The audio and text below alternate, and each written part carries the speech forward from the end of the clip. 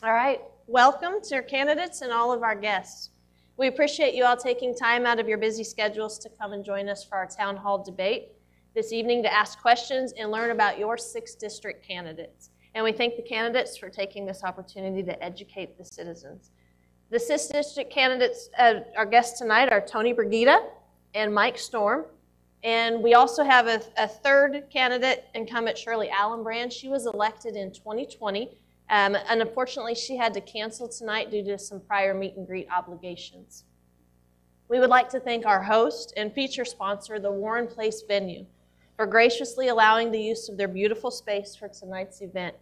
They have 3 lovely facilities available, so remember them for all of your future event needs.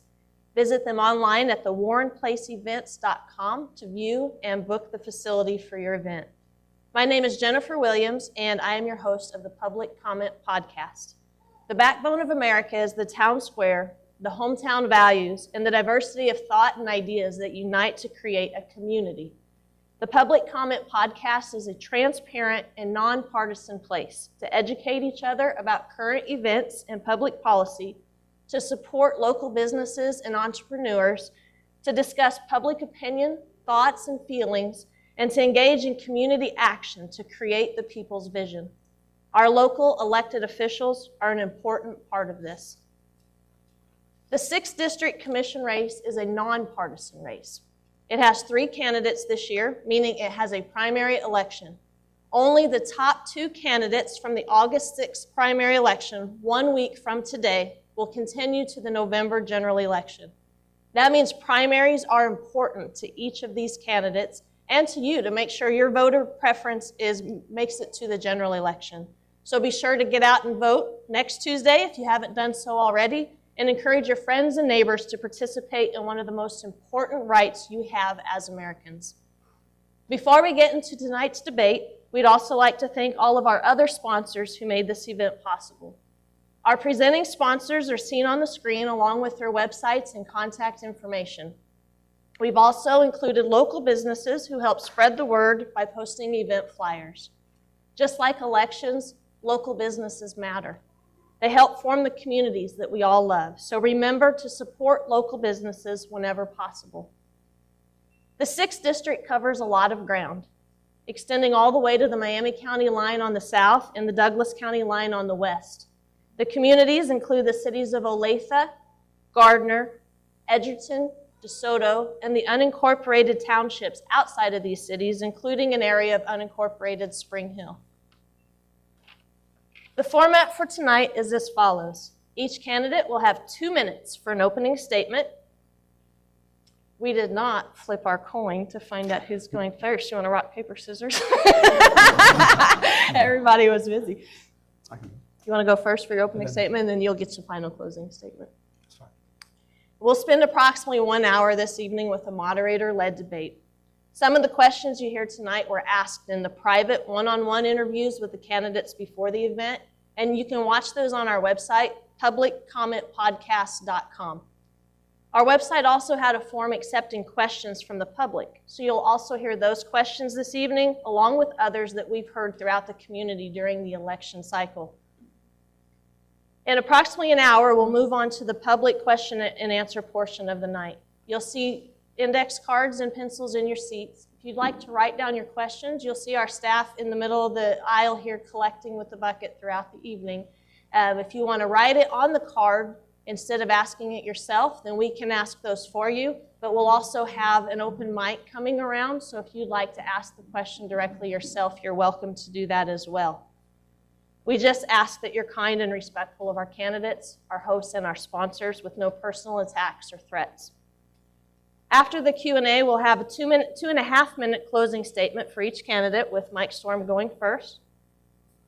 Following the debate time, our candidates have agreed to stick around until 8:30 for one-on-one time. You can also visit their tables for campaign literature and yard signs. As for the rules, each candidate will have approximately 90 seconds to answer each question, and we'll alternate who goes first for each question. In certain situations, we will allow a rebuttal time if doing so helps the voters understand the issue more clearly, or if a candidate needs to reply to a comment or an accusation. We ask the candidates to maintain decorum by being respectful to each other, the host, sponsors, and guests. With that, if everyone will make sure your cell phones are on silent, let's begin.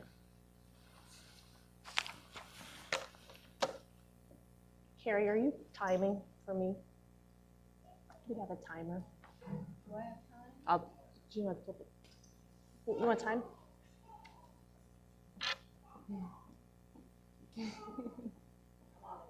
That's all right. I don't see Lynn. Oh, there she is. Do you want to time there 90 seconds, Lynn? Okay. He's getting it for us. Think of everything in start, advance. and then we can just Yeah, go we on from there? well, we can do that. You want to start with your Sure. opening? Yeah, go ahead. So thank you all for being here tonight. My name is Tony Brigida, and I'm running for County Commission here in the 6th District because it feels like the world is going crazy. And I know folks here in this room, we're not going to be able to necessarily change what's going on in DC or even Topeka, but we can make a difference here in our community. I'm a small business owner. I own a residential cleaning company that serves residents here in Johnson County. I'm also on the Olathe Planning Commission. So I understand when folks feel like there's one set of rules that apply to them and another set of rules that apply to the big guy. As your commissioner, I want to lower your property taxes, keep this area safe, and protect our quality of life. 7 years ago, I didn't know it at the time, but I married into an old Johnson County family that's lived here since the 1800s. I married the love of my life, my wife, Anna, who's there in the back, with our 3 children, Joe, Izzy, and Will, who we're raising here in Johnson County. This is our home. After the performance of the first debate, the incumbent decided not to show up to this one. I think that speaks volumes to where we're at as a county. I'm the only candidate that's shown up to every single forum, and I'm the only candidate that will fight for you on a regular basis on the county commission. So I thank you all for being here. I'm looking forward to our discussion this evening. Thank you.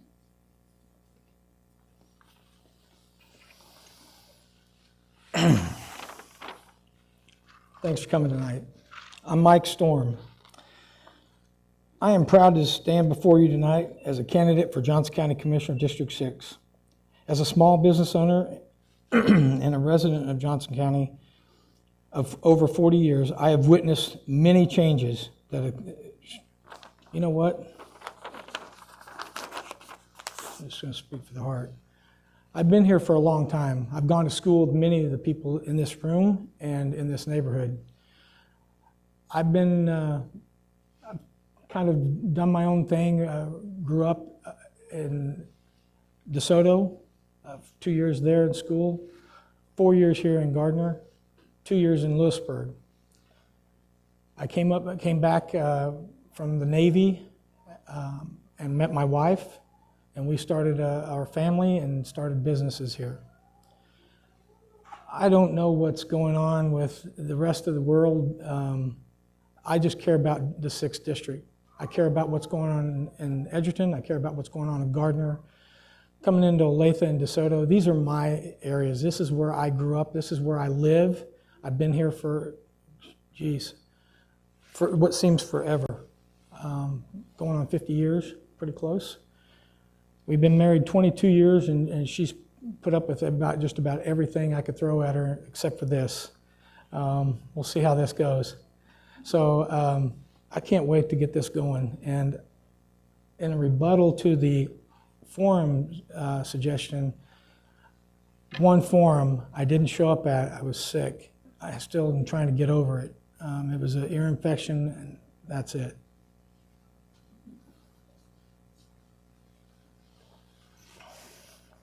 You have our timer for 90 seconds? Okay. So we'll begin. So as you can imagine, the first question is about property taxes and the budget.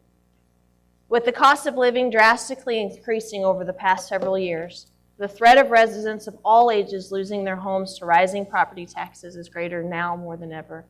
Cindy and Gardner asked, can we get property taxes down, and how are you going to do that? I'm tired of my taxes going up. Let's see, we'll start with Mike since he just finished. Mike, your website says the county government's tax and spend behavior is out of control and the taxpayers of Johnson County deserve a break. You can count on my vote to cut your taxes. Please explain how you intend to address this. We have a mill levy that's set, and what people don't understand about the mill levy is they can sit and talk about it at the county commissioners, that we can lower the mill levy. We've done it every year.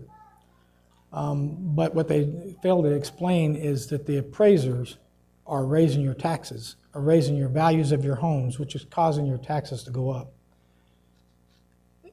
The tax and spend I talk about is more of the pet project stuff, the solar farm that we're doing, the mental health facility, the homeless shelter. Some of this can be not just eliminated, but it could at least be privatized. We have opportunities everywhere to cut money back. We have money in reserves, not just in the general fund, but each one of the mills carries a little reserve that's county policy. They're also carrying more than what's available on the county policy, meaning that if they're allowed 8% by their mill to carry over, some of them are carrying 19 to 20%. We can get that money back and give it back to the people if we did it right. Tony, your website says lower your property tax burden, and you sent out a mailer that said no property taxes. Explain to the voters how you plan to either have no property taxes or what areas you see room for immediate tax cuts. So this is one area where we agree. Spending is out of control and property taxes are out of control. And the lie that we're consistently sold is that, oh, we're going to lower your mill levy just a little bit. Then your appraised values go up by 10% or so, and you, the taxpayer, have to eat it. You know, spending over the last 4 years since the incumbent has been in there has increased 47%. There's one thing where local government tries to pass the buck, like, oh, it's not our fault. The incumbent at the last forum tried to claim that she had no control over your property taxes. And that's simply not true. We do over the mill levy. We can see that as appraised values increase, say your appraised value goes up by 10%, the county commission has the ability to lower your mill levy proportionately so that your taxes for the county do not increase. The county commission controls about 20 to 25% of your property taxes, depending on where you live. And I think there's a number of different ways we could get there, but I think it's very reasonable that we'd be able to give you a $200 tax cut right away, and then prevent your property taxes from going up, at least on the county side. Roughly 55% of your property taxes go to public education, some goes to local government, the state, etc. But the budget has gone up from like 1.25, I want to say, I have to look at that number again. But this year they're looking to make it $1.83 billion, with about $450 million in reserves and about $1.366 billion in spending. It's out of control. We, as county commissioners, should not shift the blame. And when elected, I will do everything I can to lower your property taxes.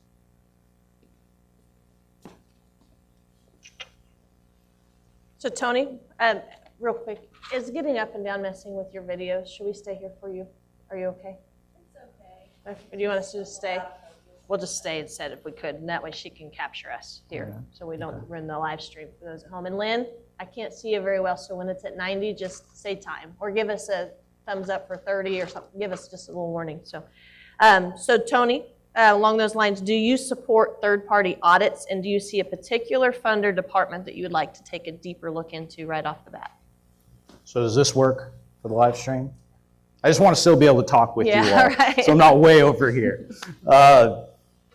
Yes, I do support third-party audits. So there is currently an audit that's done every year, and there is an internal auditor who does performance audits. The county is getting a new auditor, and so I'm hoping that that auditor will perform some internal financial audits so that we can look at different programs, see how much we're spending per service, because we offer some good services here in Johnson County. The concern is, though, if you look at the citizen survey, among many residents is that we're overpaying for these services. And so, yes, I am 100% supportive of audits. I think there needs to be transparency. By statute, the budget must be balanced, and so it is. We're just not getting the most bang for our buck with your tax dollars. And so my hope is with the new auditor, the county commission does hire the auditor, that we get into the numbers and find ways that we can save you money.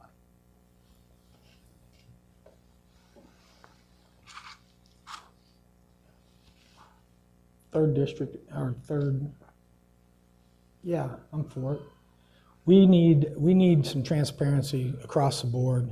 We can identify pet projects very easily by allowing a third to come in and do a complete audit, not just one that's regulated by Mr. Kelly.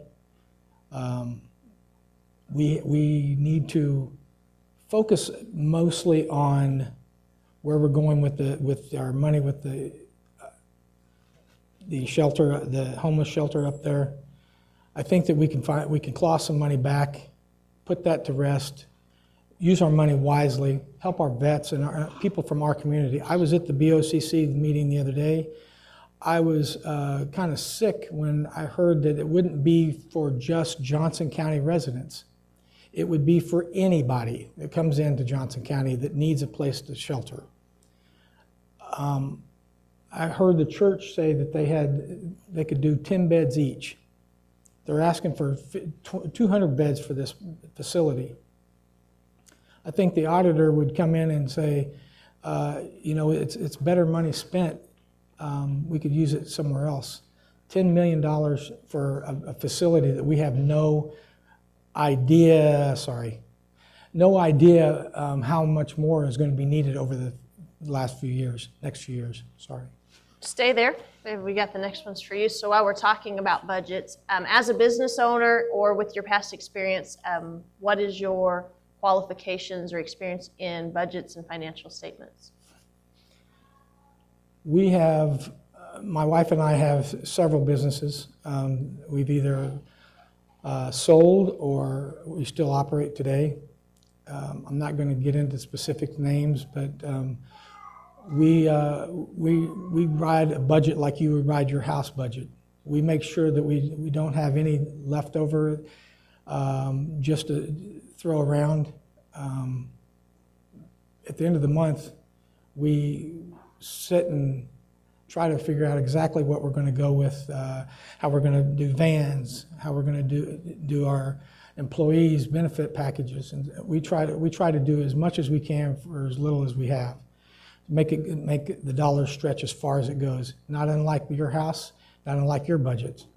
So I think that when we bring what we bring to the table, what I bring to the table, is just common sense. A lot of this boils down to just common sense spending. Don't spend more than you have.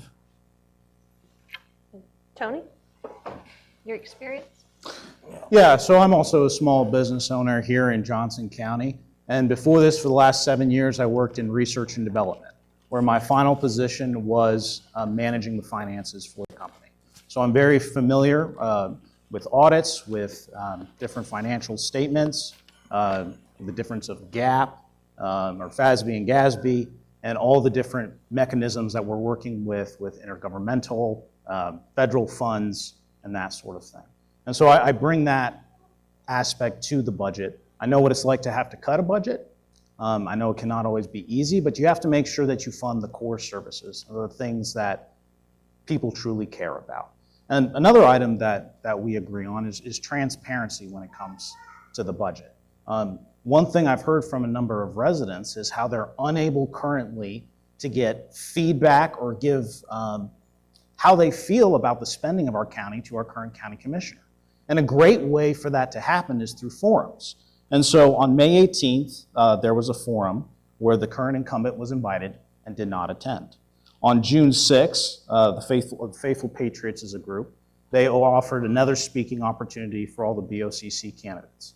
I was the only one to attend. On July 11th, June 24th, on the Northeast Conservatives had another forum where my understanding is that they had reached out to Alan Brand as well. She did not attend. I was the only candidate present there as well. On July 11th, we had our first forum, and this is where some of the questions came to the commissioner regarding the budget, and became abundantly clear there wasn't the same information coming from the commissioner as what residents are experiencing in terms of their increase in taxes. And so I will make myself readily available to residents to make sure there's the transparency and feedback that would go along with cutting our budget. Thank you. So one area of the budget that's mentioned is mental health. Tony, your platform states you will prioritize spending in core services and addressing key problems like mental health.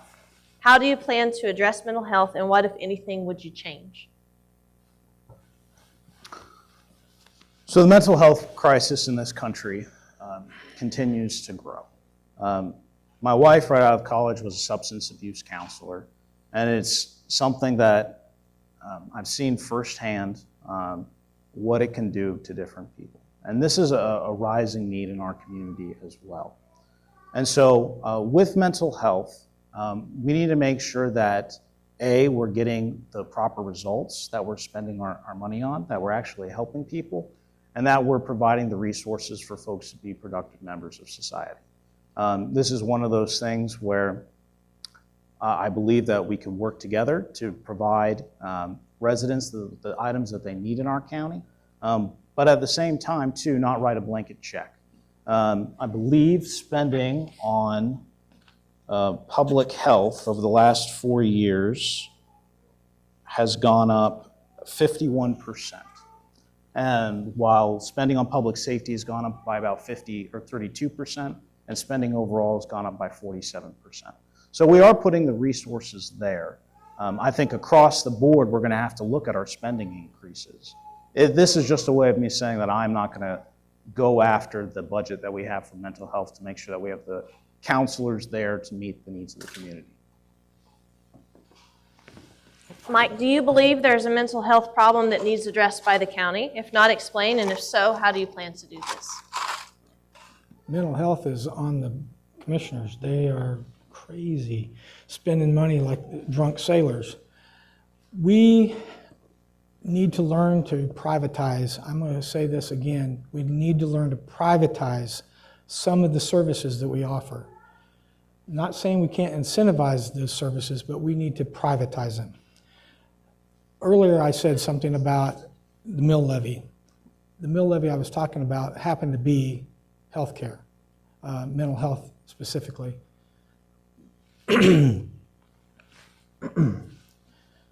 They have 19% in their coffers where the county says the policy is for 8% in reserves.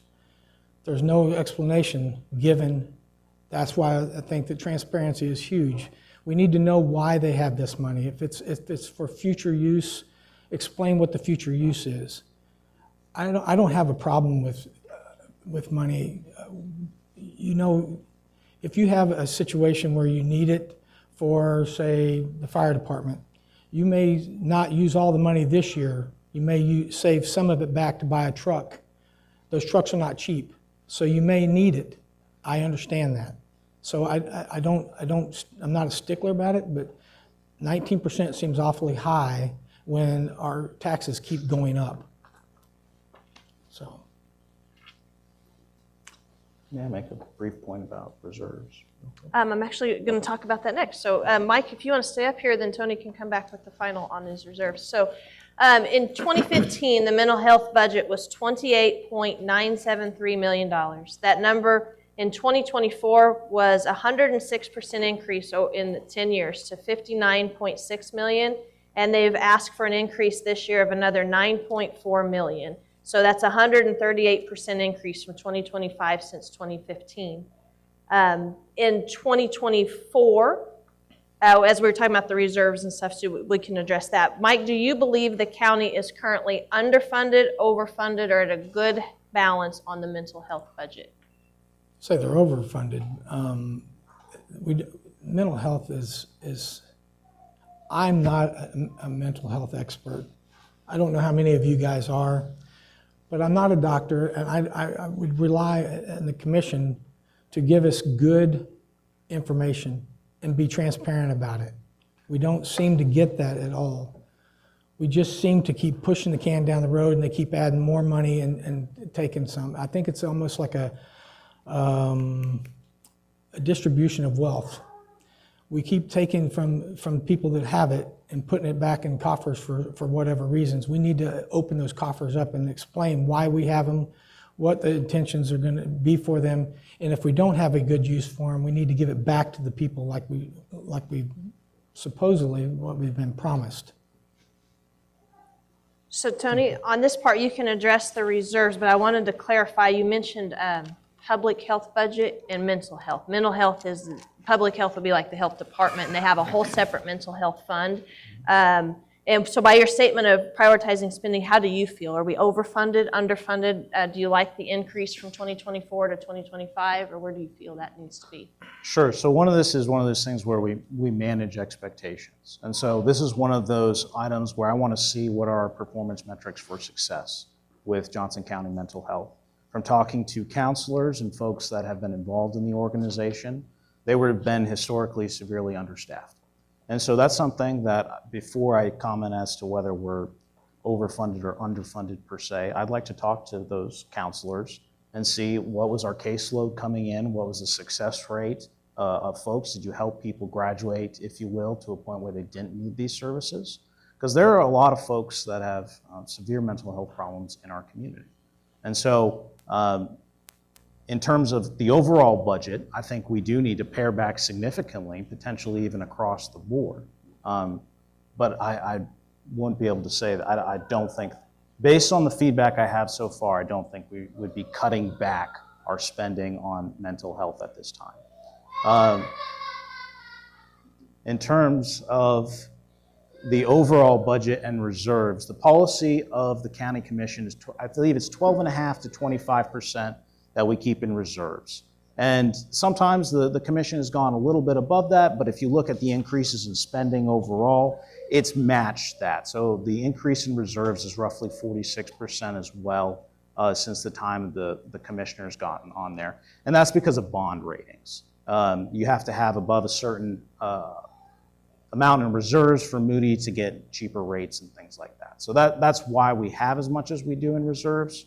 My concern with reserves, similar to that of my opponent, is that there's not the same level of accountability. There's a lot of transfers from one year to another. There was even one instance where funds were transferred from the general fund to the library in a way that was potentially illegal. And so, yes, I think there needs to be more accountability. If we can reduce our number of reserves to give you a tax break, I'm all for that, but that is the policy. And to address the reserve for the audience, there is a general fund, but then there's multiple smaller funds. So the 911, the public health, the mental health, each one of those has their own reserve. County policy, I wrote an article on it last year. I never could figure out what dictated the county policy and why they were allowed to exceed that, but the actual mental health last year in my article that I wrote was 16.5%. When it was 8 to 12 reserved for the mental health fund, and this year they're up to 19.6%. And sometimes they will say, like last year they had in the library section, 600,000 of these reserves are going to go to some library renovations, and so there's some notes on that. But a lot of these funds, they don't have the notes, but they do just have a padded budget that just keeps getting bigger, whereas they could look at possibly lowering the mill even further for those funds in order to use those reserves up and save the taxpayer. So moving on, conflicts of interest. The Johnson County Chairman, Mike Kelly, was the founder of Climate Action KC, which is heavily influenced and implemented through policy recommendations and marketing of the Mid-America Regional Council, also known as MARC or MARC. With commissioners serving on boards and committees of MARC, Do you believe they have a conflict of interest when voting for items that are affiliated with these organizations? And do you believe they should recuse their votes on any items benefiting these committees and organizations they are involved with? And I believe, Tony, you finished, so you get to go again on this one. So I just want to make sure I understand the question. They're saying that any vote where we're appropriating funds to Mark, the members that are on Mark should recuse themselves. Do you believe that? Okay. Policies like that do make sense to me. You know, I've always been taught that you don't even want to give the appearance of corruption. And I think there have been a number of instances where that has not been the case with the commission. Just recently, the Attorney General's office put out an opinion where the commissioners had to take classes for KORA violations. This is not something that we want to be happening with the county. We need to be transparent in all things, and if there was a prior organization that the chairman or some other member has been deeply involved in, or a business that someone has been deeply involved in, these are instances where the public is completely right to push back and say, hey, in this instance, you should recuse yourself. Very good. Climate Action KC, just reaching out for that one for a second. That's Mr. Kelly, Commissioner Kelly's pet project. Climate Action KC, if you read through their action, what they're trying to achieve is to work with MARC, which is Mid-American Regional Council. And they're trying to take the atmosphere of,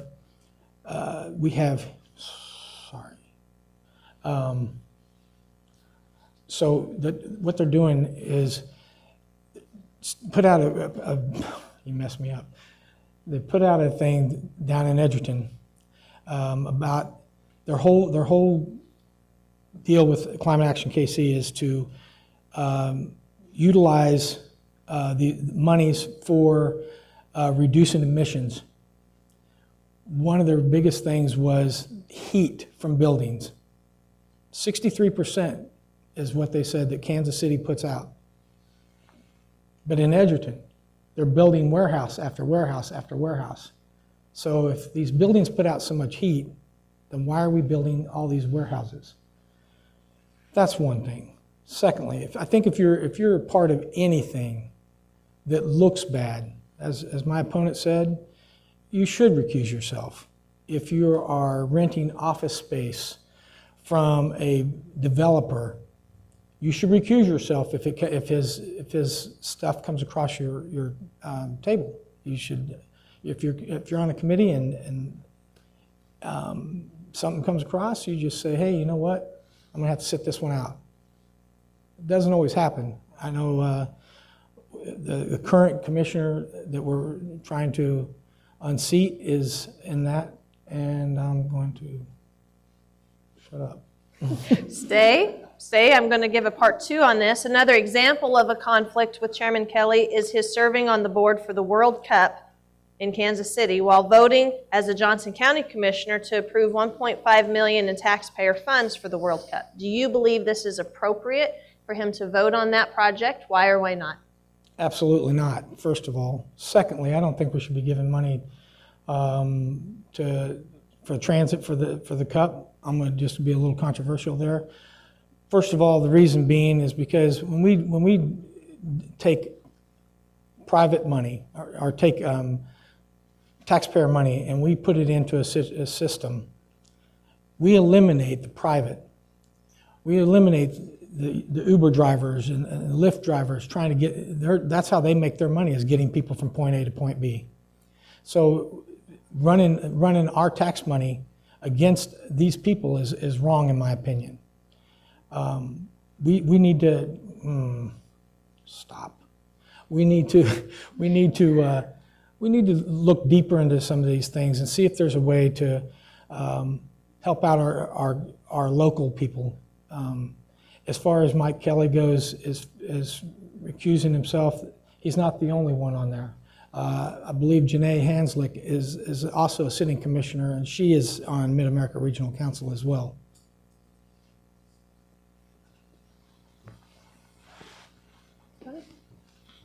So I think this falls into the same principle as the last question, where you have folks who are sitting on a committee, and then they're also voting to allocate funds to that committee. And so yes, that does bring up even the appearance of a conflict of interest. Similar to my opponent, one of the things that bothers me is how on a number of different projects, we find money for these big, expensive projects, but then when it comes to giving folks a tax cut, we're not able to find the funds to do so. And so for me, if you look at the palm card that's on all your chairs, it says put residents first. And I truly mean that. And so if the folks in Johnson County really wanted us to fund this project, I would do the will of the people and vote for it. But from what I've heard at the doors, that is not what people want. People want a break. They want to keep us safe, and they want us to protect our quality of life. And so that's where I would spend your money as your representative.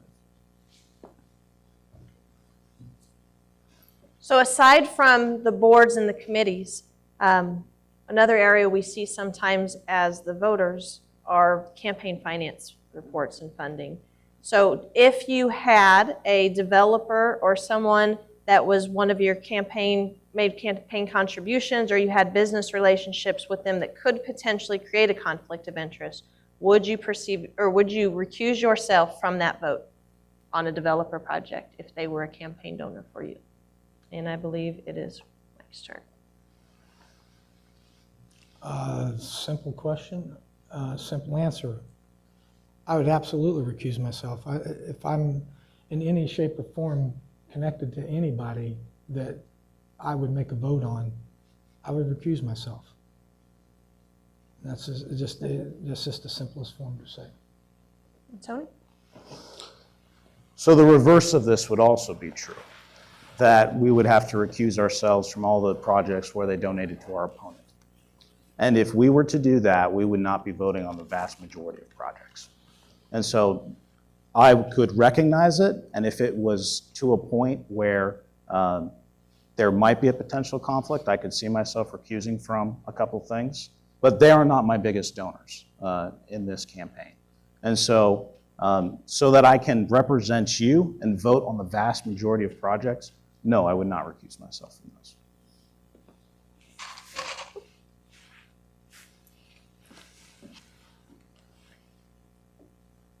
So roads and transit.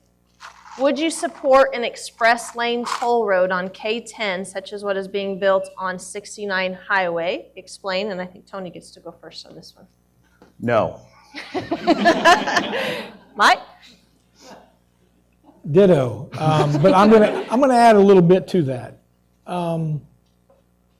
Why we compete with ourselves is ridiculous with our money. K10 is proposing a express lane when 69 is getting theirs in. That's our money. I don't care if the government's giving it back to us or what. It's still our money.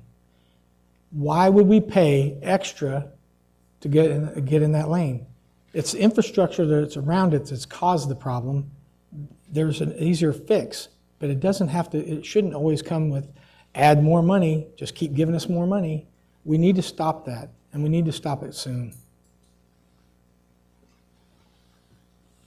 Continuing on with roads, although Gardner blocked intermodal truck traffic on 199th Street, there's still talk of an outer loop highway, like 435. On the west side along the Douglas-Johnson County line, it might be somewhere between Evening Star Road, Edgerton Road, the Douglas County line. On the south side, along the Miami County-Johnson line, they're putting anywhere between 207th to 223rd. Edgerton just released their current comprehensive plan map that showed the potential plan. Do you agree with this highway that could use eminent domain against the residents? If not, why? And if you do agree with it, where do you propose is the best location for it? Mike, it's your turn to go first. That's a lot. So my understanding is they're trying to run from K10 down through County Line, Dilley, or Edgerton Road. Those are your options. It's going to be a mile wide. They're going to just take the land, basically. Residents aren't going to have a whole lot to say about it. And then they're going to tie it in somewhere around I-35 and on down towards 69. And I may be off a little bit on that. I think we should use the opportunity to run it down and hit it into 68 highway. We already own that. It's already done. We're not taking anything from anybody. We're leaving the residents alone. And these people aren't getting asked. They're getting told. Again, this is our money. It's our stuff. We should be telling them, not the other way around.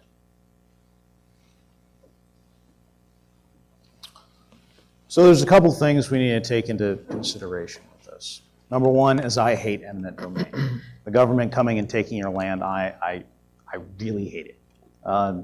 Secondly, we also need to make sure that any truck traffic is coming out and it's on a safe roadway. What was happening on 199th was not safe. They were running cars off of the roads. So we need to make sure that we're accommodating for safety and that we are not infringing on people's rights.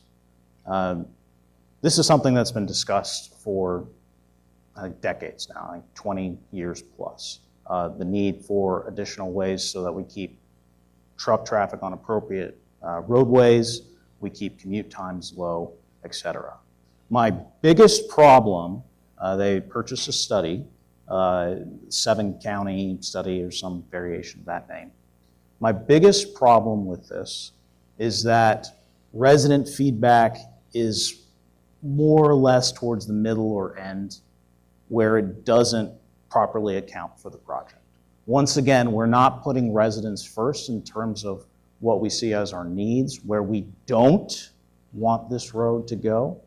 Instead, it's being at the tail end where we can just give input and change some minor details. So what I would change differently is I would move resident feedback to the front so that we know exactly where we don't want it to go, and so that we're appropriately accommodating truck traffic so it doesn't have to come right by your house. The next topic is economic development and tax incentives. As you can imagine, in 6th District, we have a lot of this going on right now, so we received so many questions. So I tried to organize them without being too redundant on what we already discussed in the last videos. You can watch those, but we will touch on some of those briefly. So Tony, are you first this time? I think so. We heard from several people about exploding growth in the 6th District, economic development and tax incentive. Tony, your website states stop tax giveaways for mega apartment complexes and special interests.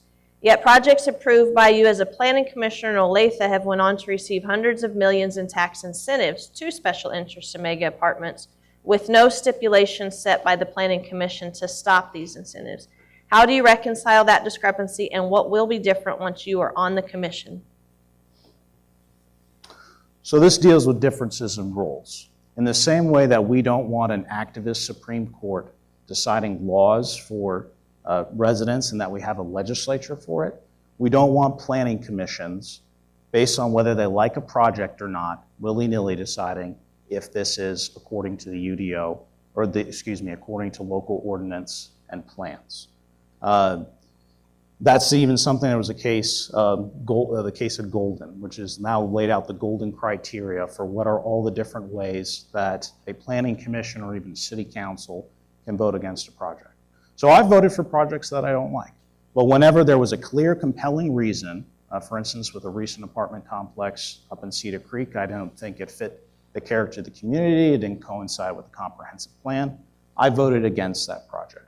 So I've never voted on incentives. And what we have done in general in Johnson County is we've moved away from this idea that incentives are only for blighted areas, which if you think about it makes sense. If there's an area that it needs some work for public safety or also the community, that's where it can make some more sense. But it's gotten to a point where we pass out an incentive, we just rubber stamp them, it's a boilerplate template, and it's millions of dollars. The abatements are for years and years and years, and you and I are ending up paying for that. And so this is an area where, as your county commissioner, I will focus on the things that I can control, and unless there's a strong, compelling case for why we should do this incentive, I will be voting against incentives. because you buy the land doesn't mean you can do anything you want with it. I'm just going to say that just for all of it that are here. You shouldn't be able to go out and buy 80 acres and put a junkyard in the middle of it next to a housing development. There's people around there, they should have a say in it. Much like these apartment complexes and such that Tony was speaking about. We don't want told how to live. The people that live in Johnson County, specifically in the 6th District, we moved to a slower life. Most of it goes on in the other part of Olathe, over towards Overland Park, up towards the plaza. Those areas wanted their life the way they wanted it. They don't mind living next door to each other. We wanted open. We wanted the hometown country feel. That's what I wanted. That's what I still am pushing for. The problem is these planners, they don't go through and do their due diligence. I realize that there's a set guideline that they have to abide by, but they also have to understand that people have a right to know what's going on and have some kind of say in it. When you put a apartment complex, 500, I believe, apartments next to a set of $1 million+ dollar homes, there's going to be some people upset. I know I'm one of them, and I don't own a $1 million home. But I'm just saying that we need to get together as voters. We need to get out. The biggest problem I have with Johnson County is we just do generational politics. We're going to get out. We're going to do it next time. That's the number one thing I keep hearing. And she doesn't like that idea. But we're going to get them. We're going to put things back the way that it should be when we talk to our neighbor and get things under control. Stay there. You're the next one on this next question. Bill and Gardner said, what are your specific thoughts around helping local businesses that are owned by individuals who reside in the 6th District? What would be your ideas for implementing county efforts to create incentives focused on local small business development versus the county continuing to prioritize incentives for out-of-state foreign entities locating and operating in the 6th District? And then do you support tax incentives for local small businesses? What a novel idea that we take the money that's given to the taxpayer or by the taxpayer and give it back to them for something that the community needs. I don't really need to say much more than that. Tony?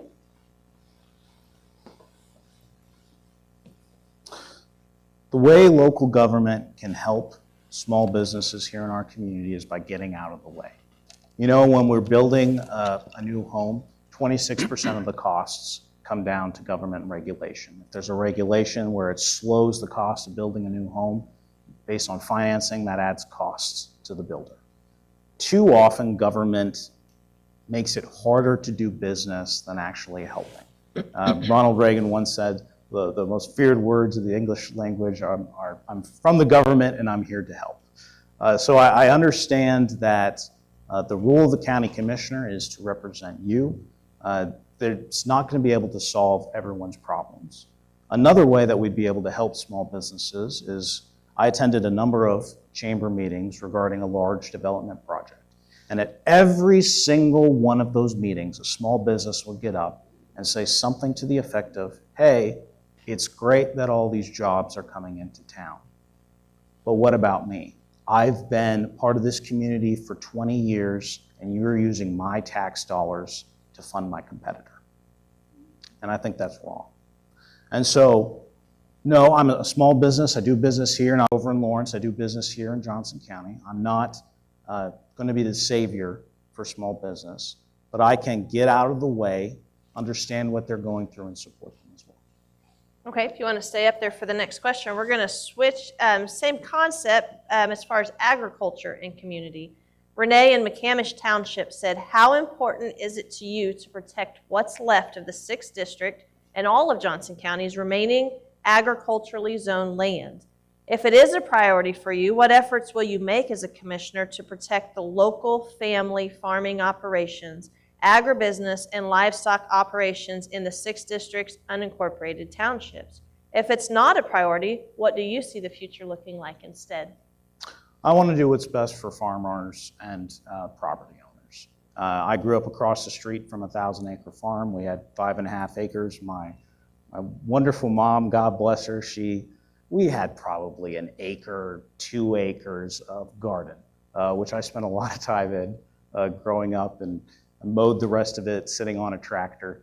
It was one of the most peaceful things. And whenever I'm out in the unincorporated part of the district, going to visit a farm, I just remember the peace that comes from the rural area. And I joked to my wife the other day, I'm like, we need land. That's the next trip I'm on. So I want to do what's best for farmers. And I know a lot of farmers have expressed concerns about still being able to make money on their land here in Johnson County. And we also need to protect the natural beauty of Johnson County. We need to conserve. You know, way back in the day when old settlers were moving out here, out east, there would be pamphlets that were circulated that called Johnson County the Eden of Kansas. And I fully believe that. We live in a beautiful part of Kansas. I think we should protect our natural beauty as well. I think we should support our farmers. This is something where I'm not going to pretend I have all the solutions, but I'm looking forward to working with the Johnson County Farm Bureau and property owners in the rural part of the district to make sure we protect their property rights and do what's best for them.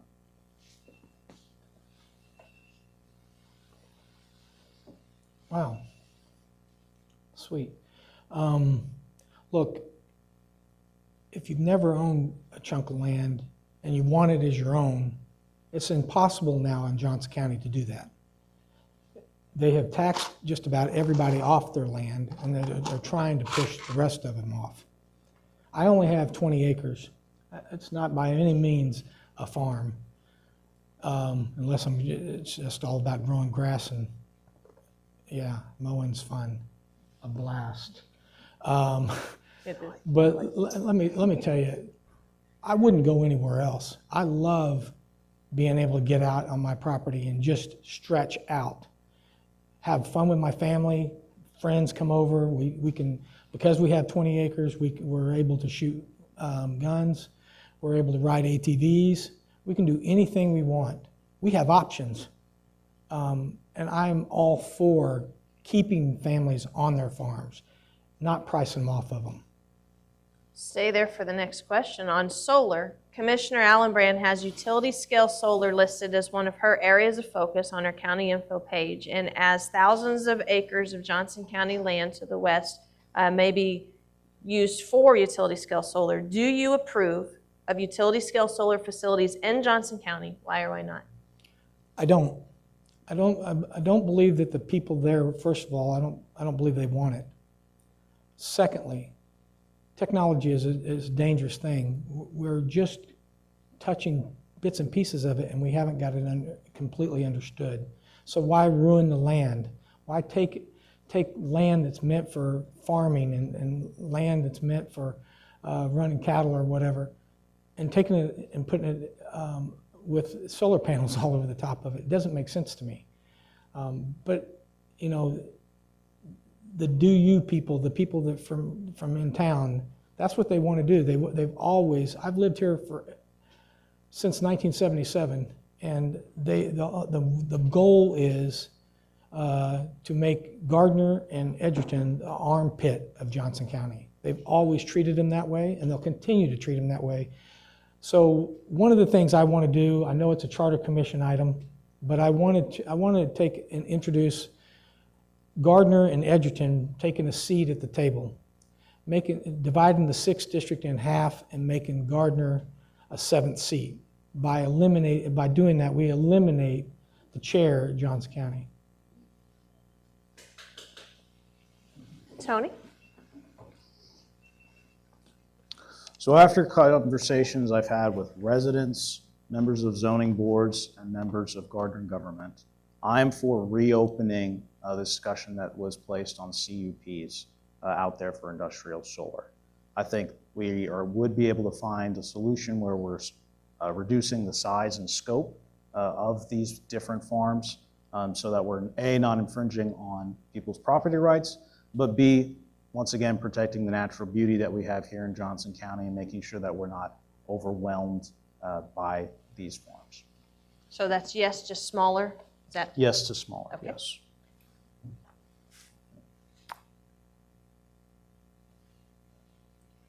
We may have kind of covered this, but let me just say it just in case.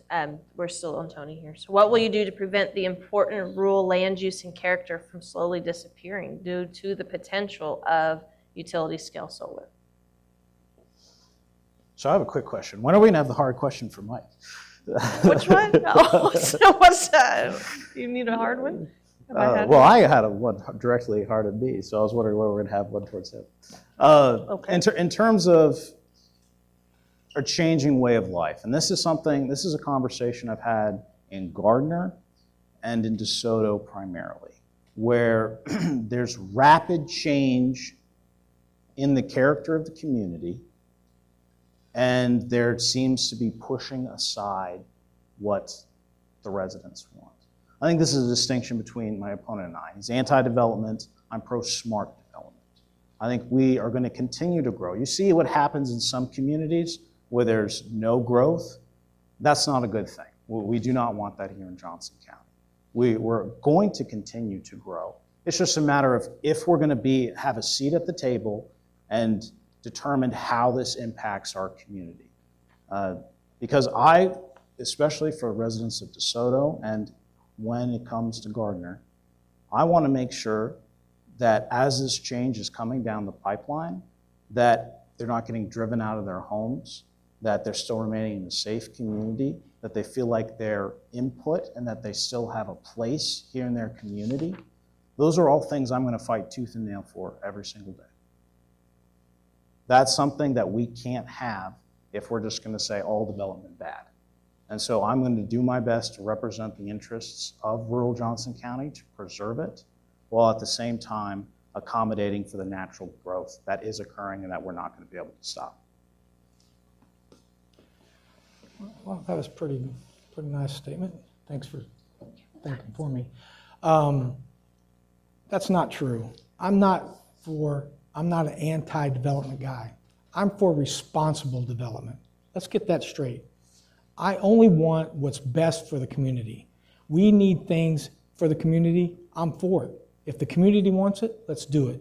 But I don't want to just willy-nilly run out there, shotgun blast everything, put everything everywhere and just see what works and then kind of let what falls off fall off.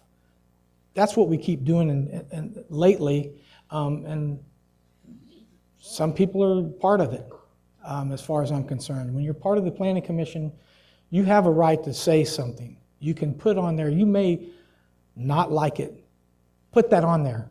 You can put all kinds of recommendations on there. That's what they're there for. You're a part of the Planning Commission, and then it goes to full council. So don't be fooled by I'm for or I'm against. Read between the lines. Stay there and answer about Panasonic. Commissioner Allenbrand also has the Sunflower Area Plan Update listed under her webpage as 6th District concerns. This Superfund cleanup site was approved for Panasonic's highly subsidized location. Do you support the Panasonic plant and the incentives given? Can we do it a simple no? No. I don't know if you guys are paying attention. I hope you are. There's some stark contrast between me and my both opponents. First of all, Panasonic only has to they have to build one battery and they have achieved everything. They met their goals. That's it, one battery. And as far as I'm concerned, and what I'm listening to from people around the community, that may not happen. They may just be able to build one battery because some of the orders that were supposed to come in for those batteries have fallen by the wayside. We've all heard it on the news. It's not something I'm just standing up here making up. That's all fallen by the wayside. And likewise, DeSoto's getting from both sides. They're getting a facility there that's supposed to give them jobs. They're bringing in their own jobs. It's supposed to give them some relief there on their taxes. It's not happening either. They're going to increase their taxes because they're going to have to do all the infrastructure to support that in the first place. So just listen and pay attention a little bit to some of the things that are being said, because if we don't start stopping some of these things from happening, and I realize that was a state situation, but trust me, Johnson County had a word in it, and they approved it. Tony? When I've gone to DeSoto, we've knocked almost the entire city of DeSoto and talked to folks out on their doorstep. And the two things that we hear the most about are Panasonic and taxes. What's done is done in terms of Panasonic. I personally would have steep reservations about giving that much money, especially from the county coffers, to one entity. And my opponent is partially correct in terms of some of the technological things that we're seeing in terms of the EV market. Worked in research and development, and so I've followed the trends in terms of what the future is when it comes to that. But here's the deal. I really, really want Panasonic to be successful. And here's why. If it's not, it will be a catastrophe for the district. And so, once again, I am going to be working with folks in the district. One of the things that infuriated me the most was when I was out there on 95th Street and I saw people getting kicked out of their homes. It was infuriating to me. Because as a kid, my father was a realtor. And in 2008, the market crashed. And we almost lost our home. I never, ever, ever want anyone else to go through that. And I want to make sure that the folks in that community feel like they're actually having an impact and not being overtaken. And so, yes, I do want Panasonic to be successful in that community. But no, I'm not happy about giving away your money to someone else. Before you sit down, are you concerned with Panasonic becoming another Superfund site due to the battery storage or battery fires? So I've talked to our fire chiefs regarding the potential hazards that are there. And my understanding is that Panasonic is cleaning up a significant portion of the site. In terms of the potential of fire, I think we've all seen those videos where an EV's got up in flames and they just keep pouring water on that thing and it won't go out. They're building a new fire station out there specifically for that. Panasonic is paying a portion of it. And I do think there are some concerns. I think there are some measures being taken to address that. I personally would like to see Panasonic pay for the whole thing and not just what they are paying for. But I do think a number of the concerns are being addressed. I'm just not convinced necessarily full enough. And Mike, same question. This is home, right? So anything that could go bad out there, I'm less than 6.5 miles due west of it, or due east of it. I was in the Navy, and a lot of times when we had a situation where we had a fire on board, you can't put them out. The only way you can put them out is let them burn out. I'm not so sure that we're not in that situation here. Some of the things I've heard from some of the firemen around, they've indicated that their concerns are that we are under trained, that we are under, we don't have the equipment for it. And so this is a learning curve for all of us, not just the community, but for the very people we look forward to take care of us. So you can take it for what it is. Stay there. I'm being told I'm running out of time since we started late and we want plenty of question and answer time. So I'm going to jump ahead here. What is your first priority once on the commission? Take Shirley Allen Brand's nameplate off. No, I have. You guys have no idea. This has been home for me for so long that it means everything to me. I got in this race late because of, well, the other person that was in decided to back out for whatever reason. I'll get into that later if we had to. But I plan on doing exactly what the people want. I want to give the seat back to the people. That's what it was intended to. It's not Shirley's seat. It won't be my seat. It'll just be a seat for the people. And that's what it should have been all along. People should be great stewards, not just good stewards. I'm tired of hearing people, I'll be a good steward of your money. No, you should be a great steward. You should treat it like it's yours instead of just taking it and it's Danny DeVito. I don't know if you guys have paid attention to any old movies, but other people's money, where they just willy-nilly don't care, they just throw it around. That's not me. I squeeze the life out of every one of my pennies because I want the maximum for it.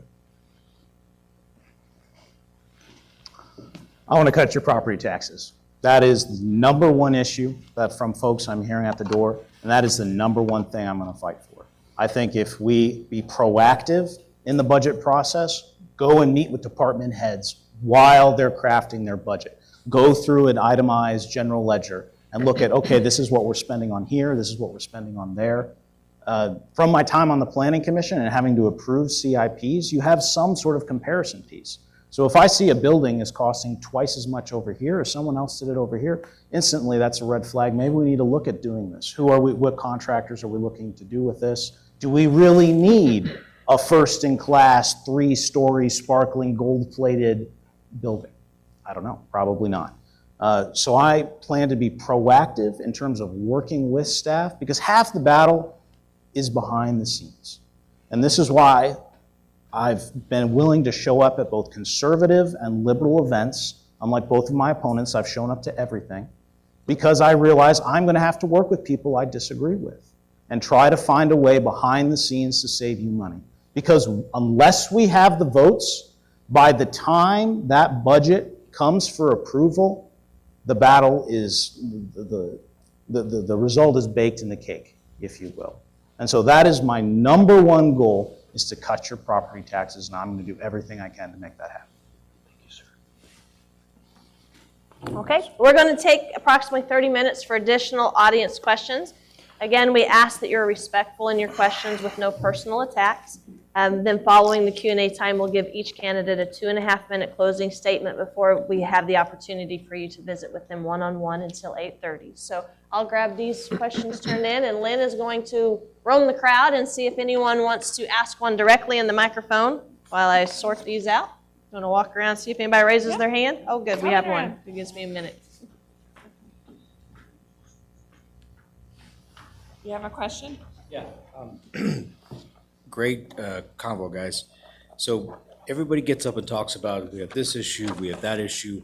How can you guys actually fix, let's say, one of those top two issues? What power will you have? What can you do from your position to actually make it happen? Even given the fact that the board could be still stacked with one way. I hope that question makes sense. Yeah. You want to go? Sure. So currently we're down 5-2 on the board. After November, we'll be down 4-3. There's currently one member that's a bit of a swing vote on certain items. And so this is where it comes into play, being able to work with people that you disagree with. So I've already met with a number of different department heads. I didn't post it online as the incumbent did because I genuinely wanted to understand where they were coming from, understand what are the things that they think are their impediments, so that I can come in and help guide them to a point where when we get to budget discussion time, we're at a much better place than where we would be otherwise. And so if we only get one on the board, my hope is that the makeup of the board shifts, because that changes the whole ballgame. But it's saying just we flip this seat. I don't think we'll be able to get quite the tax cut that I would like, but I think we'll be able to prevent your taxes from going up as much as they have been, if that answers your question. We'll be in obscurity, be honest. There's no way around it. Just that this seat is flipped to a Republican. Mind you, the other candidate switched from Republican to Democrat, so I'm going to just say that. If this seat shifts, it's only one. We have 2 other races out there for county commissioner that, quite frankly, that's what my opponent was talking about. We could potentially have 4 to 3, and we could start turning things around. But if people don't get out and vote, we're not going to be able to do anything. We're going to sit there in obscurity, just like we have sitting there right now. We have 2 sitting there that are just overrun on everything they decide. And I sat and I listened to them, and they put up valid fights. These are common sense arguments that the 2 that are sitting there are giving, and they got a rubber stamp. They can do anything they want, and they're doing it. And I hate to sit here and beat a dead horse, but if we don't seriously start getting out and getting people to vote, it's not going to matter. Yes. So since this seat is so crucial, what gives each one of you the upper hand to be being able to win against Shirley? Because from what I've seen, she is putting up a pretty good story out there. Can I go first? It's your turn. So my standard answer is I'm better looking than Shirley. Ha ha. So look, Shirley, Commissioner Allenbrand, she earned that seat when she took it. She was for us before she was against us. I'm not so sure that it's going to be too much different if we don't do some things differently. We don't get some votes. We don't listen. If we don't listen to the differences in Tony's argument and my argument, we're just going to be spinning our wheels again for another 4 years and play generational politics. And I'm tired of it, for one. For another, I'm not getting any younger. I don't know about you guys, but I turned 60 in this coming February. I don't want to do this for life. I'm not using this as a stepping stone to get to the next level. I will do this. If needed, I will stay, but I would hope that by then they have someone a viable candidate that would take the seat and carry it for another year or 2. I mean, another term or 2. That's the ultimate goal. But I like Tony. I really do. We have our differences, but at the end of the day, I still like him. But we see different. I see this as my home. Tony, he came from Lawrence before he came from Virginia. We're different. I have Kansas values, and that's what I'm protecting. That's all I'm trying to do right now. I have 3 daughters I'm trying to raise. I'm very proud of, and they're flourishing like you wouldn't believe. And I want to protect that. And I want to stop what's going on right now in Johnson County. I want to turn it back around. There's a couple things. One is electability, and I think there's a very clear case for why I'm the best candidate to unseat the incumbent, and I'll go through that. But also, too, there's one on who you can trust. You know, before my opponent decided to run from office, he's continually said that he's from here, and that I'm not. I've lived in Kansas pretty much my entire adult life. I married into an old Johnson County family, and I haven't made any sort of hiding away as to where I've been from. I also haven't misrepresented where I'm from. You know, conveniently, before my opponent decided to run, he didn't think he was from here. He thought he was from Lewisburg. It was only when he decided that he was going to go after me personally that he decided to change and say, oh, I'm from here and this guy isn't. And I think that's wrong. You know, in Kansas, we keep having this conversation about how we're going to get young people to move here. I was the chair of the Kansas Young Republicans, of the Young Republicans, and there's this pervasive attitude of the old guard trying to push down anyone that wants to get involved and do what's good for our community. And so in this election, there's a clear contrast between a fresh perspective for our county, where the old guard and the establishment that just want to keep doing things their way, the good old boy way. So that's one thing. The other thing, my opponent is right. This election is going to require a ton of energy to win. Our opponent is well financed, she has a machine behind her, and there is special interest money that's going to flow into this thing like you don't even believe. I've worked hard. I have outraised the incumbents, and I have folks that are willing to come in and help us win this thing. My opponent doesn't have any money in the bank. We've been out knocking doors across the whole district, and we're going to continue to do that. We're going to continue to pound the pavement every single day. And so I will work hard, I will have the resources to win this thing, and we will win this seat and return it back to you, the residents of the 6th District. Thank you. I would like a rebuttal on that a little bit. I said personal attacks would allow rebuttal, so since there was a personal thing, you can. I'm just going to say this, and it's not against Tony. I want a Republican sitting in the seat next year. That's all. I am from here. Make no bones about it. I was born in Paola, Kansas. You're cute. I was born in Paola, Kansas. My family is from Lewisburg.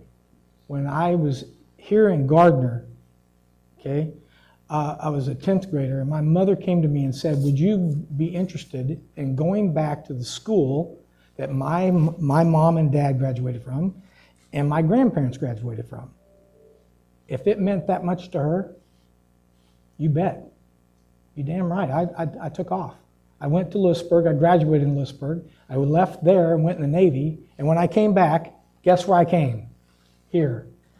I have underwear older than this guy. And I don't.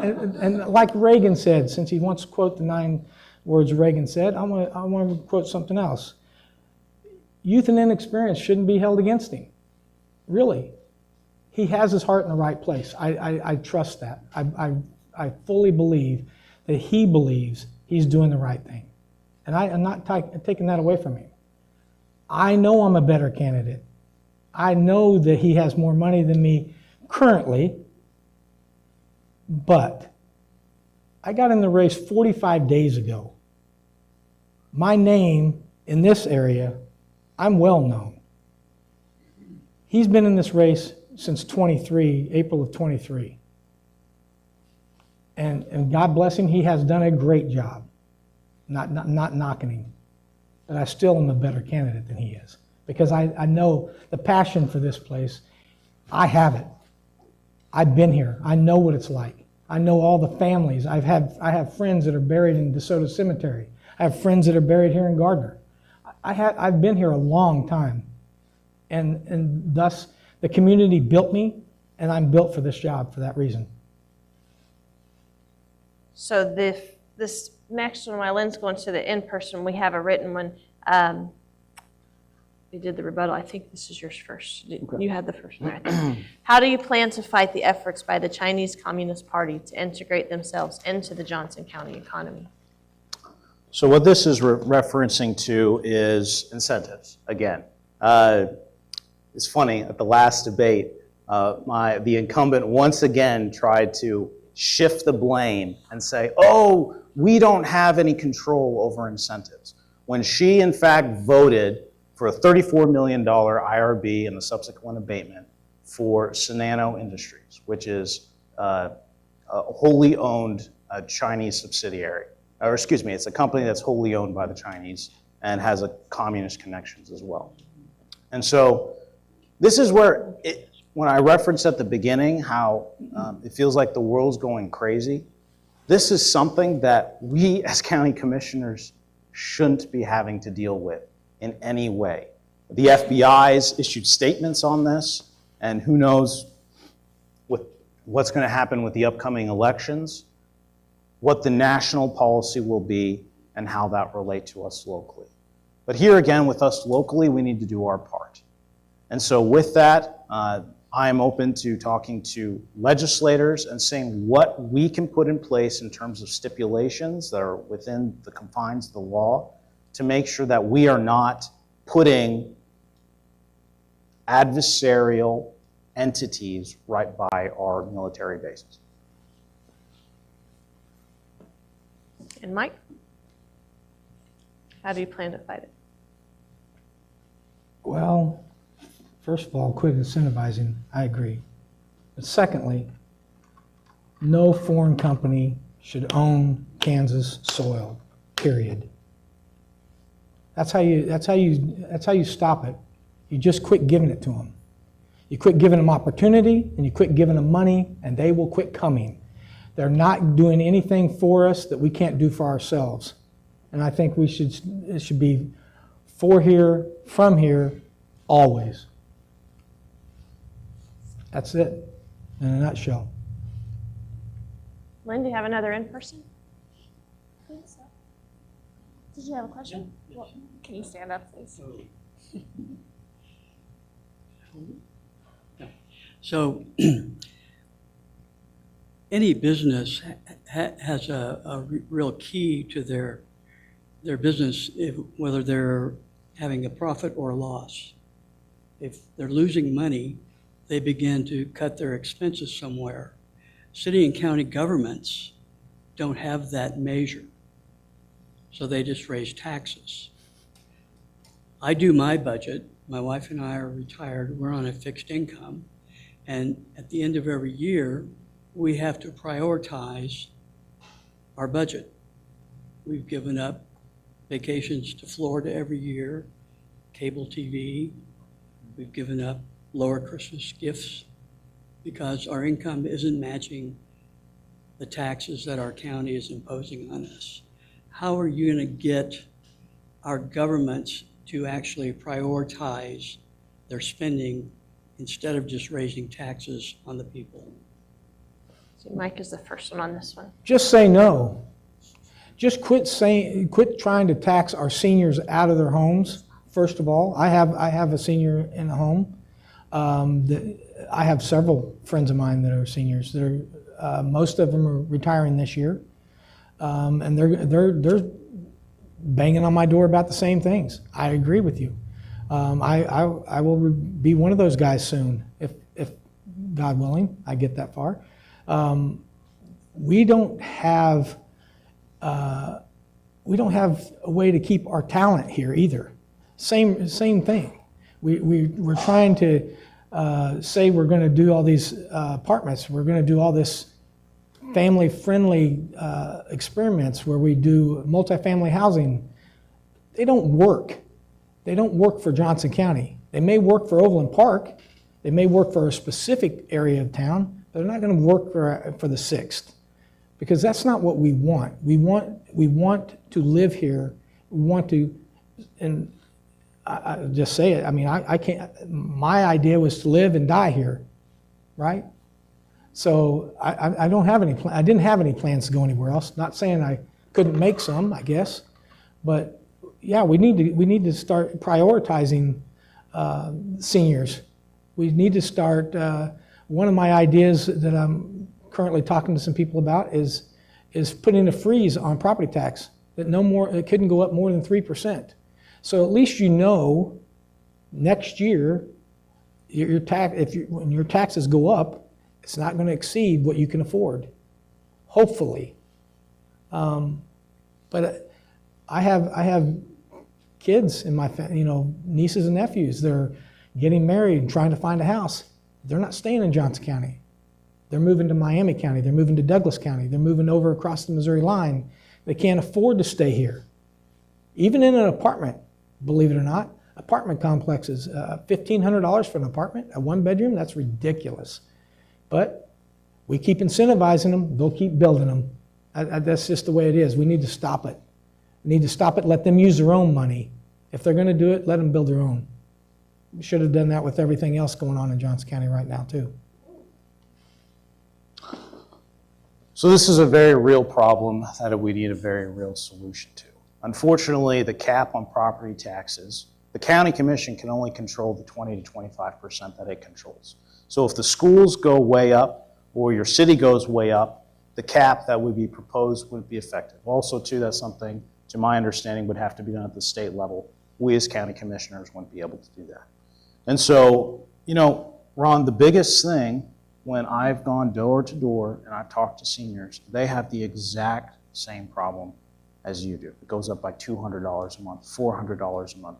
The worst case I've heard of was $600 a month. And it's the property taxes, but it's also the increase in insurance that goes along with that. We do not have a revenue problem here in Johnson County. We have a spending problem. So how are we going to curb the spending?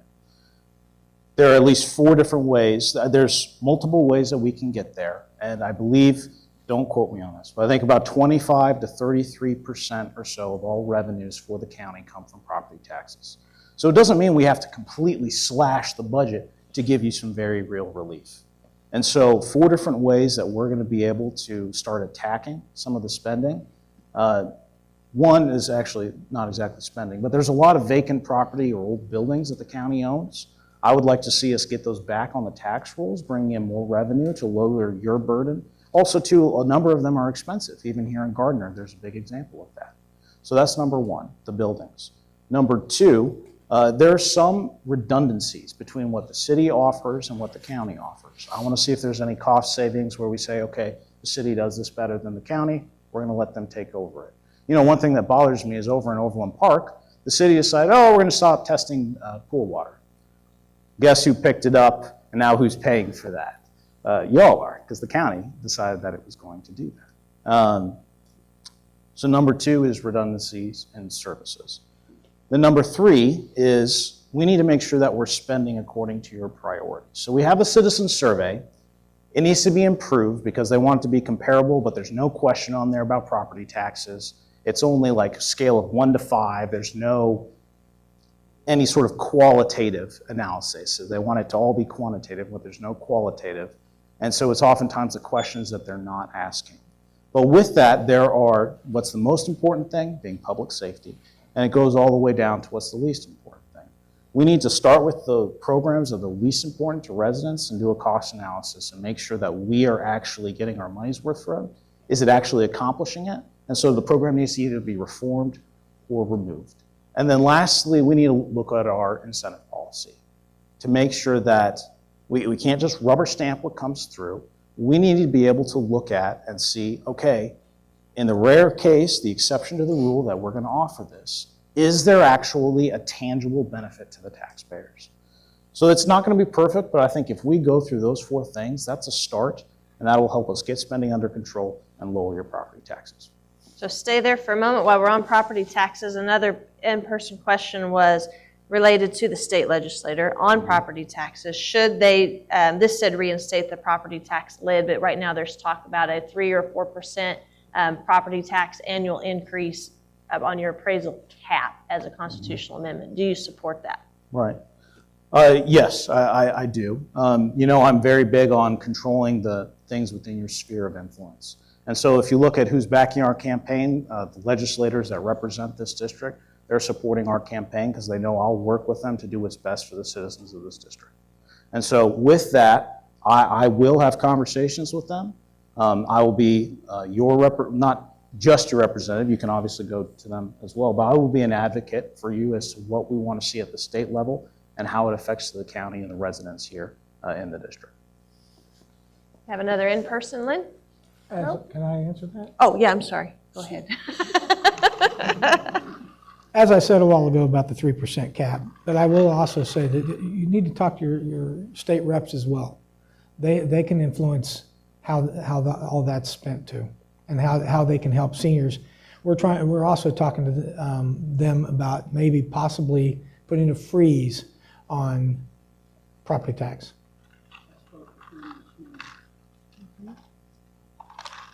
So the next, she doesn't have another in-person, the next one then, how would you handle another virus or government overreach? That would be Mike's turn next. Oh, I'd absolutely mask everybody up and put you in your house for years. No. Do your thing. It's between you and God. It's not.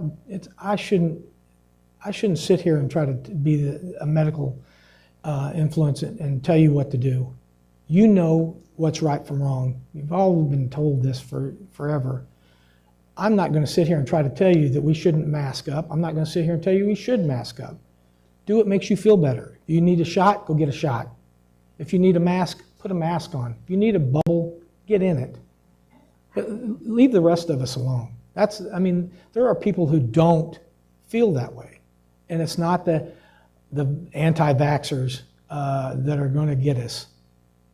That's not going to happen. I hear that a lot. Ask me how I felt about COVID. We didn't spend the money that we got from COVID correctly. That's one thing. We're spending it on a migrant shelter that's coming into Lenexa if Lenexa approves it.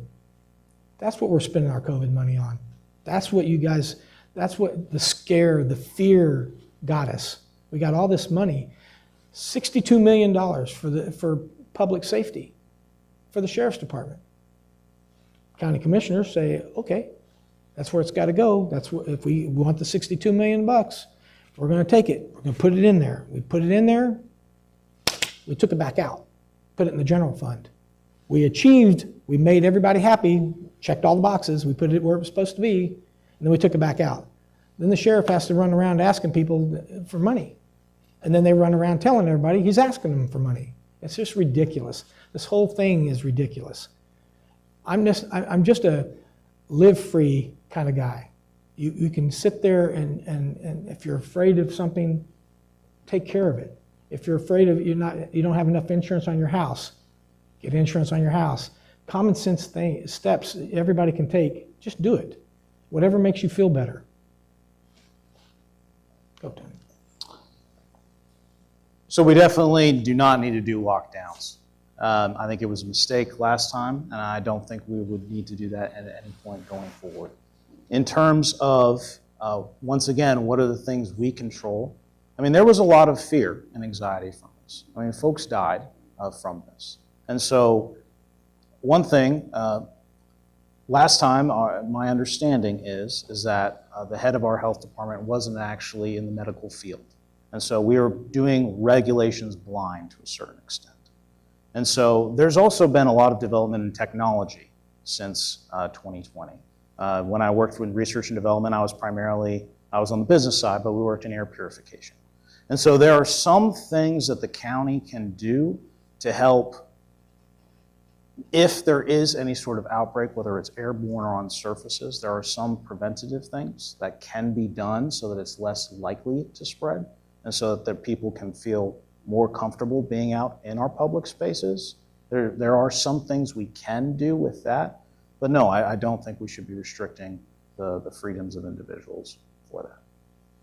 Would you like to stay there? And they said a fun and light. Oh, go ahead. One more thing. Yeah. In terms of the phrase was brought up, spending COVID money properly. There's this attitude, if you will, amongst those in government that if we have this money, we've got to find some way to spend it or we'll lose it. I would like to find a way to get that money back to you. And that's what I'm going to do.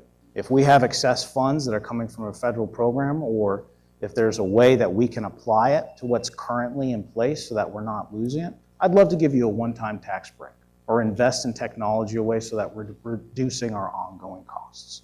That's something with my background I'll have the skills and capability to do, and I would love to save you more of your tax dollars. Stay there for a fun and light-hearted question. It says, do you have any pets at home, and should the county do anything to make Johnson County more friendly to pet owners? I have 3 wonderful, rambunctious children. We had pets growing up. I love animals. Every time I go and knock on a door, I pet the dog. And I've met a lot of very friendly dogs, a couple dogs that were not as friendly. But if there are particular things that residents would like to see for their pets, I'm always going to listen, even if we don't agree on everything. I know the city of Olathe is putting a lot of money into a shelter. And so these are discussions that we should have. But in terms of any particular plans for pets, I don't have them, but I'm all ears to listen. Well, 20 acres, guys. So yeah, we have 3 dogs. One it's a multi-poo. It's a at night about midnight. It's a house shoe. I mean, you almost it's tiny. But we have 2 Labradoodles that my daughter has, and we run wild. We had chickens and ducks and oh my, the whole thing. And then we had, conveniently enough, we called them wild animal food because coyotes and raccoons and everything decided that we didn't need the chickens and the ducks. So yeah, I think if there's opportunity, we have dog parks at Heritage. Responsible, right? If you're going to be responsible dog owners or pet owners, then absolutely, there's places already in Johnson County for you. Do we need to make more? I don't know. It's kind of like people have cats that they bring in or iguanas to these dog parks. A long time ago, I was at a dog park and they had an iguana out there and a boa constrictor. These are just for pets, and she just needed them to get air, she said. Okay. So anything that the community feels is a need, not just a want, I'm willing to listen to anything. I'm not set in stone, anti anything. I think that Johnson County is a unique situation. We have the city and we have the county or the country. And how are city kids ever going to know what a cow looks like or a horse if they don't come out here, right? Our opponent, she sits behind a gated community. I doubt seriously she even knows where Gardner is, unless her GPS takes her there. And I'm just being funny. I don't know that to be a fact, but but there's opportunities for everybody. And the one thing that I heard the other day, well, it's not the other day, it's been a few years ago, horses are a luxury. They're not ag anymore. Johnson County, they changed at the state level. So we have horses that are considered property and they charge accordingly. So just so you guys keep that in mind. Any in person? We still got on time. I've got a few more here. Why has planning and development in Olathe, Gardner, and DeSoto been mostly, quote, affordable housing when Overland Park is getting pickleball and other entertainment options? Why are we in Western Johnson County getting left out? And Mike's turn. I get to go first Yes. because it's common sense. Overland Park has always thought they were better than Johnson County. They always thought they were better than everybody else. They always tried to prove it. They tried to take over Olathe. I can't remember what year it was, but they tried to take over the county seat of Olathe. It didn't happen. So Olathe stepped up and has always treated Gardner and Edgerton and DeSoto the same way that they've been treated. Look, if you want something, the only way you're going to ever get it is ask for it. That's just it. And people out here, from what I can tell, they only want it sometimes. They don't want it all the time. They want things pretty much left alone. If they wanted the nightlife, somebody in town would build something and they would come. We've heard this before. So on this, whoever asked the question, I'd love for you to come find me afterwards because I want to know if there's specific projects you have in mind. Because I'm more familiar with what happens in Olathe, and I've talked to some folks in DeSoto and Gardner. But here's what I know from my experience on the Olathe Planning Commission. Johnson, at least in Olathe, when it comes to affordable housing, we too also had the reputation allegedly of being the armpit of Johnson County. And so a former mayor made the policy decision, even though it wasn't public for political reasons, but they basically threw up as many roadblocks as they could towards having houses under $500,000 or whatnot. There's a huge problem where folks can't find starter homes in our community.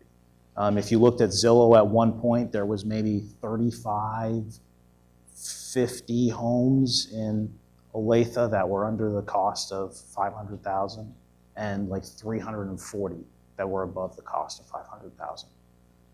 So when it comes to development, I know there have been some multifamily projects out in Gardner, and a lot of that is, what is the city or the government's vision, or what's the community's vision? I was told by a former chair of the Board of County Commissioners, this person saw the role of the county commission as being community building. It's about what's the vision or how do you sell what our community is. For me, Johnson County is a fantastic place to live, work, and raise a family. It's fantastic. I would argue it's one of the best in the world, if not the best. And so are we willing to go out and attract those folks to come here, whether it's on the west side of the tracks in Olathe, folks realizing there's not enough dining options out there, or wanting pickleball courts, or a resident I was at their door the other day and they were asking about trails. Why weren't we prioritizing that? All of this comes back to what we fundamentally have for our campaign, which is put residents first. We don't want to have this idea of what's best for everybody else, because folks know what's best for themselves. And so if we're proactive, we show up, and we're receptive, we truly listen, we will get that feedback from you residents, and we'll be able to sell, whether through our community plans or through outreach, and build together the community that we want. Thank you. Okay, for the sake of time, so that we have enough time for the one-on-one here, the final two questions, we did address them, but I still want to read them so no one feels left out. What do you know about the proposed highway promised to Panasonic battery plant by the state of Kansas? What is the timeline for this highway? So we did address that. At this point, there is no timeline yet. It's still in their study sessions and kind of private meetings that they're not including the residents on. And then the other one, what is your understanding of the intermodal semi-truck traffic on Gardner Road? And so that one, we did address 199th. Gardner Road still has the truck traffic seeping through. So if you would like to address that for a minute, I think that Mr. Bannister would like to hear that. But do you know anything else about the Gardner Road part of the truck traffic that you'd like to mention before closing statements? I need to look at a map. One of the issues that's been run into is within a mile, I believe, of federal highways, you're not able to regulate truck traffic. And so that's why the signs are placed where they are on 199th. So this is something where I've got a good relationship with several folks in Gardner government, where if this is an ongoing concern, I'd love to talk to them and see if there's anything that the county can do to make sure that folks are staying safe on that road, because that road isn't particularly great for a semi. And so whatever we can do to keep that area safe, I will work together with the folks in local Gardner government to make that happen. For once we agree. Well, we've agreed more than once. Yeah. Well, lately. There's a lot that can be done, and I think that we could, first of all, hold some people's feet to the fire. There's been a lot of talk that they were going to do a lot of things, and then they went back on their word. And I think that we need to.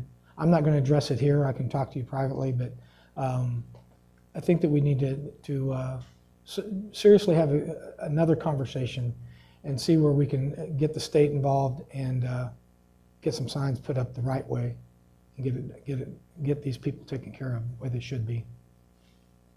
Okay, Lynn, you want to take a 2.5-minute timer for each one? We will have closing statements, starting with Mike. He went first. That's right. I'm going to make it short and sweet. So, like I said earlier, I've been here since 1977. I've raised hell and I've raised kids. I've done everything I can to give back to the community that gave so much to me. My mother passed away last March, and told me not to do this. People don't appreciate you, she said. I went on and did it anyway. Just because all these areas that touch me are still here the way she left them. And so I'm going to do everything I can, hell or high water, to preserve and help people that need it. We didn't get that help when several years ago we lived out on 143rd and Moonlight, and we didn't get any help at all. Anything we got road-wise or anything else was out of our pocket. Thankfully, the CARS program came along and kind of remedied some of that later after we'd moved. I have 3 daughters here, and I want to leave them something. Not just me for them. but me for all of them. All these kids that are coming up need help. We need to give them a good, solid education. We could do a little bit of that by deflating some of the administrators' paychecks. I love this video thing because they get the chance to see it.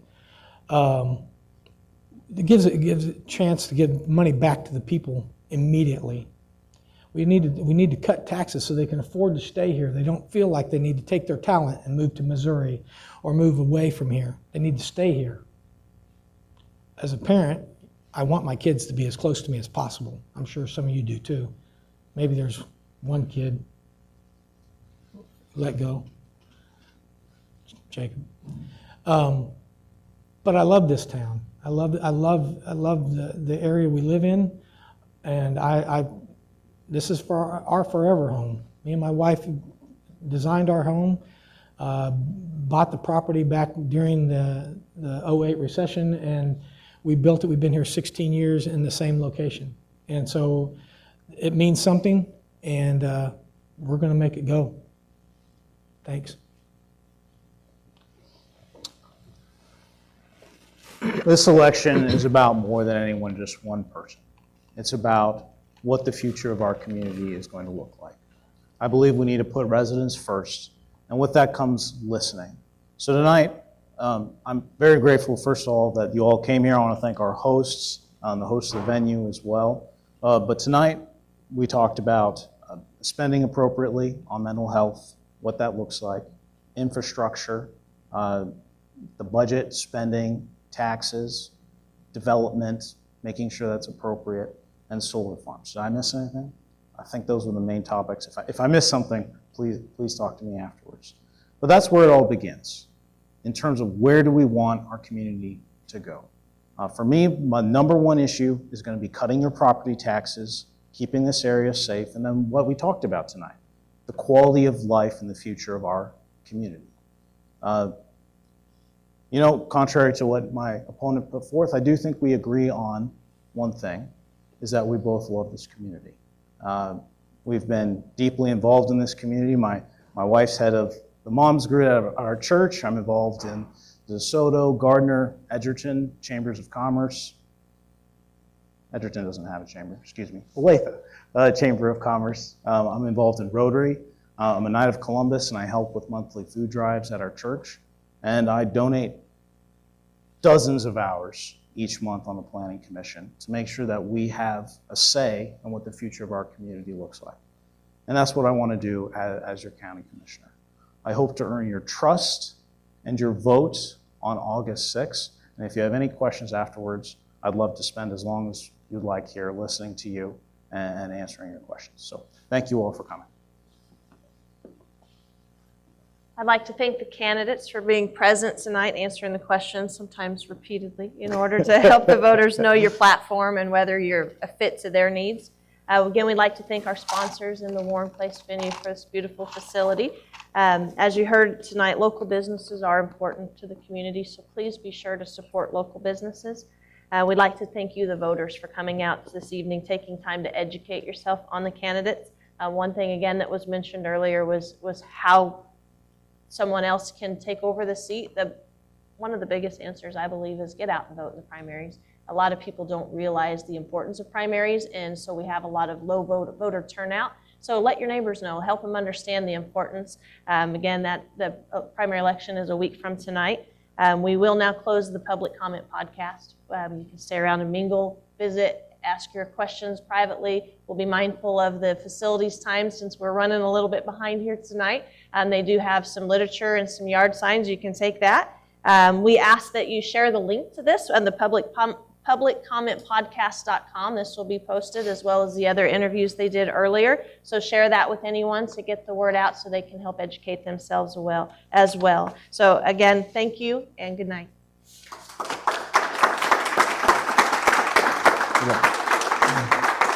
Thanks. Appreciate it. I didn't know I gave you a hard one. So everybody had the right questions.